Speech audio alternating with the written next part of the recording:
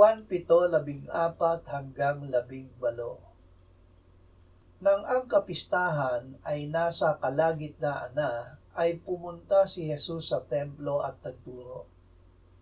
Namangha ang mga Hudyo na nagsasabi, "Paanong nagkaroon ang taong ito ng karunungan, gayong hindi naman nag-aral kailanman?"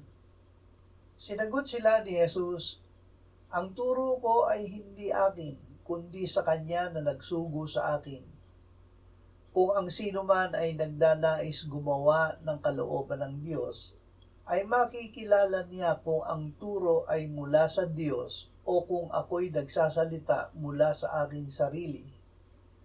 Ang nagsasalita ng mula sa kanyang sarili ay humahanap ng kanyang sariling kaluwalhatian. Subalit ang humahanap ng kaluwalhatian ang nagsugo sa kanya ay siyang totoo at sa kanya'y walang kasinungalingan. Magpasyang gawin ang kalooban ng Diyos." May mga masikap na nag-aaral ng turo ni Kristo, ngunit mangmang pa rin tungkol dito. Ang aral ni Kristo ay aral ng Diyos, hindi ng tao. Tanging Diyos ang nagbibigay ng kaalaman tungkol sa kanyang aral. Hindi niya ito ibinibigay sa mga ibig lamang na maging marunong.